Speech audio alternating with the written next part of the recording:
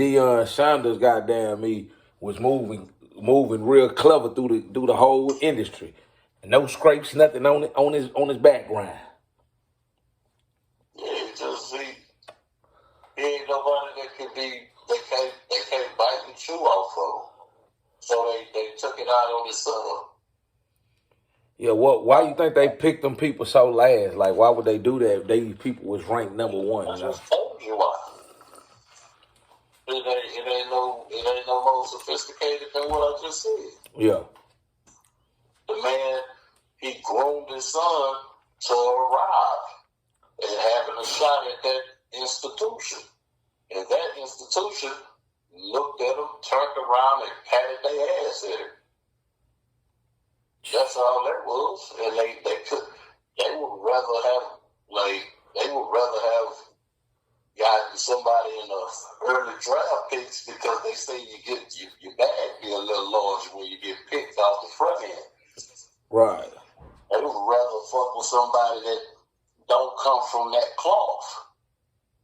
That cloth is a form of defiance. Nigga, how dare you come from wealth? Nigga, how dare you walk your boy in here and it ain't no white man to point to say that they the ones brought him in the door. Huh. You can't. You're being hostile and defiant. You're breaking the normal formula of our institutions, boy. So let me humble you, nigga. You gonna get picked in the 119th draft? What was it? 167. Come on, man. Say, boy, rubbed it all in his face. Reminded him of where he was being walked into. This is ours. All right? You let your daddy raise you and gas you up. Yeah, you're a hell of a player, and you was worth being picked in the first rounds. But no, you and your daddy ain't finna break in this house that way. That's like climbing through somebody's window. Damn. Yeah. It's like breaking through a nigga window. How did you think them other little niggas get the number to play on the boy like that? They say a coach that coach for the Atlanta, one of the sons got the number and pranked the boy, talking about, hey, you got drafted, but you gonna have to. His number, man. He deals a brand new phone and everything, man. Ain't nobody have his number but one of the recruiters or one of the draft board members, and they leaked it just to pick on him. I mean, that's it was just to basically harass him and give him a glimpse of what was to come. And after they made that prank call to him or whatever, it was just to put it in his face that, hey, nigga, it was just to let him know, like, bro, you not finna be acknowledged as that, what you are. We know what you are. We know what you worth, but nah, we not biting on that, huh? We just not biting on that. You and your daddy can sit down and wait till the 160-something draft? What? All that monkey shining y'all done. You feel me? And it go back to the shit. Y'all is niggas, and ain't no nigga finna get in this house without being ushered in by somebody white. Deion, you can't bring your boy into this industry. And that's what you done. You broke through the back window. It should have been a white man. It's just like niggas always hire Jewish lawyers. Niggas is scared to hire a black lawyer for a hellified criminal case or civil case. Think about that. It's just the fabric of this nation when it comes to all institutions or all areas of activity in this country. You got the white boy want to be the savior. Yeah. You gotta have a white boy to be your savior. You can't no nigga save you. If a nigga save you, they'll burn the city up, nigga. Or they'll come and try to get you again. Like when Johnny saved OJ. They knocked out Johnny with his natural causes. They swear to God there was something foul about it coming up dead. But they swear it was natural causes, but then they hauled out and pursued OJ again when he was going to retrieve his own property. They set him up and went and got the nigga. Because you ain't innocent unless we say you're innocent.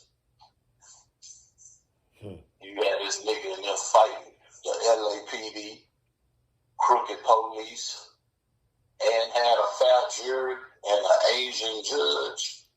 Shit. Nigga, it's definitely gonna be a rematch, motherfucker. It might not be for them charges because he lost the civil case. Then they came at him because he was hiding his shit with his friends where he didn't want to sell his shit and pay that civil case with all of the court orders they laid up on him by his trophies and other accolades from his career in the NFL. But shit, you can't come in them people's house without them walking you in. And Deion Sanders didn't have no white man to hold his hand and walk him in the industry. It was his daddy. And they treated him like, nigga, fuck you. Reminded him that he's a nigga.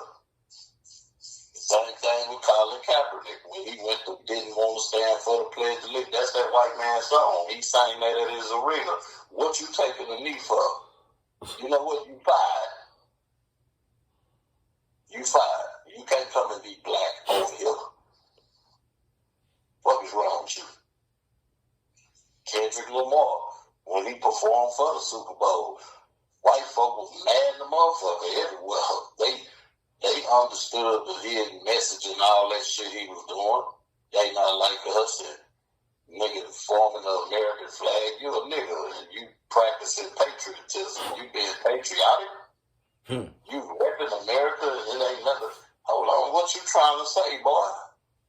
Oh, I hated the Super Bowl. All of the goddamn reviews of the Super Bowl halftime. White folk was sour than a motherfucker.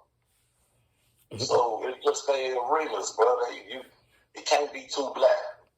If you black, you can't be black all the way. You gotta get you something to kind of assimilate. They don't like that. That's hostile.